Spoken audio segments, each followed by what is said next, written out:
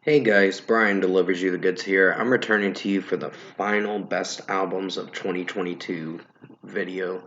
This is part 6, the final video, and I'm going to be mentioning the top 5 albums that are left on this list to continue where I left off from the last video, which was part 5. So these are the top 5, of course, in my personal opinion and what I think of them.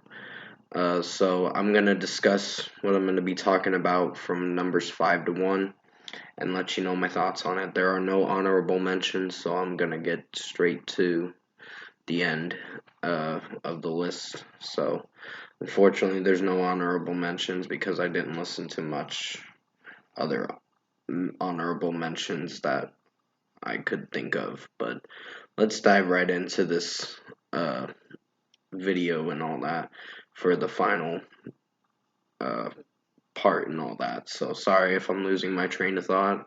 Just a little tired, honestly, but I've been doing this video for a couple hours. These quite a bit of videos.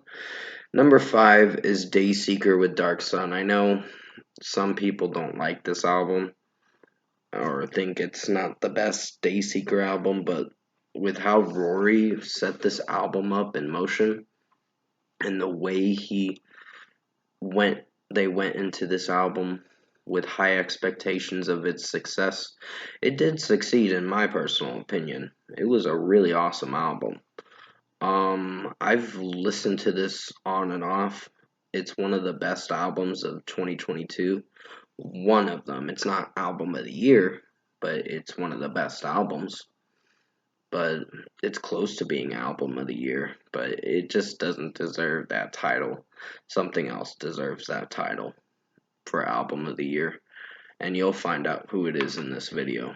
But still, the songs I liked from it were Dark Sun, Midnight Eternal, Homesick, Without Me, Neon Grave. The first two tracks were clean vocals with Rory Rodriguez, and then scream vocals in the bridge parts and the breakdowns. So, pretty interesting stuff. Dream State was really good. Neon Grave was pretty good. And then you have Quicksand being a least favorite. It's solid, but it's nothing amazing, in my opinion. Paper Heart was really nice and sort of emotional, too. I think the last two songs were the more emotional roller coasters to get through. Parallel and Afterglow, Hazel's song. Crying While You're Dancing. I'll admit the title comes off cheesy, but at the same time, the song did perform very well with how it was sounding. So, yeah, I was really impressed with Dayseeker this time around with this album. Even though Sleep Talk is my favorite album along with this album, I still think I need to listen to their other discography to get a full perspective on if I like the older stuff or the newer stuff. But I prefer the newer stuff as long as it sounds good and executes well. That's all that matters. But Dark Sun is my personal favorite song from this album. The title track, of course. It's really good. It is electronic music, so I don't know if it'd be your kind of thing, but I still personally enjoyed Dayseeker Dark Sun. So at number 5 is Dayseeker with Dark Sun. But this is my list, this is my opinion. If you didn't like that I picked this album at number 5, that's fine. You're entitled to your own opinion. Number 4 is Era with their self titled deluxe. Now, at least I didn't pick Dayseeker as the album of the year, because that would have mm, turned some heads. So, yeah. But still, Dayseeker did do a really good job on their new album, in my personal opinion. And Era did a really fantastic job on this, except for one song at the end of the deluxe edition. Soul Absentia is a great track. And you have Light My Way, the Audio Slave cover. And then there's a Heresy song. That was a song that I had issues with. And what is it, Stockholm Syndrome. The Muse cover was really good from them. I really enjoyed that one more than Muse's cover. Muse did pretty good, just the original artists and the band did pretty good, but I think Era pulled it off and made it so much better, in my opinion. It sounded really good with Jesse Cash singing the lyrics to the song, and it performed very well in my personal opinion, but hey, that's just me. But still, Muse's version was really good too, back in 2003 or 4. And sorry, someone messaged me and my phone's dinging too.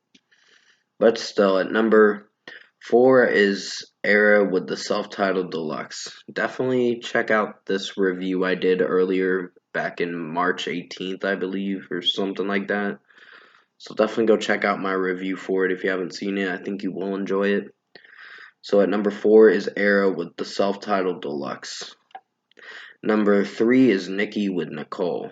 Now, I personally think this is a 10 out of 10 album in my personal opinion. It is a mellow album, so I don't know if it's your cup of tea, but I personally love this album. I really enjoyed this album. High School in Jakarta was a great song. In my personal opinion, it is pretty mellow, so it's more of a pop R&B driven kind of album. Hey, sorry for yawning. I'm just a little tired because I gotta go to bed in like a few hours or so to get up to go to my eye doctor appointment. But yeah, besides that, Nicki Nicole, this was a really good album, and I highly recommend you check it out. I still was trying to find it for download to my other phone, but I wasn't able to find it, and I was like, shit. So at number 3, we have Nicki Nicole. I don't think they have a CD version for it, which is disappointing, but maybe next year they might. Unless it's just digital. But, oh, who knows. Sorry about the ding again. That's my YouTube notification for someone that's I subscribe to. At number 2 is Wolves at the Gate with Eulogies. Now, it would have been album of the year, but something else proved to be album of the year, and you will find out who that is in a moment. Wolves at the Gate did a very good job on their new album. This really is runner up for album of the year. I personally think the songs Dead Weight is really good, No Tomorrow is amazing, Silent Anthem is great, and the 12th track before Silent Anthem was really good. I really enjoyed that song. It's really melodic and then it has some good heavy drum work from time to time, but the track amazed me. And Peace That Starts the War was great. Lights and Fire was a really good track, and the title track Eulogies was amazing. So definitely recommend checking Eulogies out by Wolves at the Gate. It came out back in March 11th this year, and I was really amazed with this album. And it's unfortunate it didn't make album of the year, but you're about to find out who it is. So at number 2 was Wolves at the Gate Eulogies. At number 1, drum roll please, Lorna Shore, Pain Remains. That is my album of the year. I was so amazed with this album. Yeah, it's deathcore music at its best, in my opinion. What I personally found to like from this album was the deathcore ballads at the end of the album and how the tone of the album was staying so on course with how the album was set up to be, and how the album was set up and how they wanted the album to sound like. So Will Ramos's growls and screams and all that, and his screech screams and all that were really good in my opinion. It sounded really messed up the way he screamed some of the time, but O's Sleeping Dreamer, or whatever it was called. I can't remember what the song name was called, but Sun/Eater was great. Pain Remains One, Dancing Like Flames is a really emotional song that'll make you cry for sure. And then the Pain Remains Two, After All I've Done, I'll Disappear is a great track too. And the final Pain Remains was a great closer to end this album. It had a little more hope, but at the same time, it still was emotional. The last three songs will put a tear in your eye, for sure. I think Pain Remains One, really, I could feel the emotion and Will Ramos's deathcore screams in the song and all that. Dancing Like Flames was really good. And Into the Earth was great. Cursed to Die was great. And there's quite a bit of other tracks that were amazing. So definitely recommend checking this album out if you haven't listened to it yet this year. It came out back in October 14th of this year. 14th, of course. Sorry, I said it weird. But Will Ramos and his band Lorna Shore did a amazing job, and congratulations, you made album of the year in my personal list. Sorry, I was clapping for a moment. Please forgive that. That kind of came off a little cheesy. But still, at number one was Lorna Shore, Pain Remains. That is going to be it for this whole parts 1 through 6 of best albums of 2022 videos. Comment below and let me know what your list is for best albums of 2022 and what you think are the best albums on your list for best albums of 2022 in your opinion. And if you did enjoy this best albums of 2022 parts 1 through 6 videos, comment below and let me know what you guys thought of these videos that I made for you guys from yesterday when I recorded them to tonight, of course. So tap a like on this video if you liked it, subscribe to my channel if you can, support the channel. I will have another video coming out for best movies of 2022 on Wednesday, and that should be the last video to do for end of the year videos.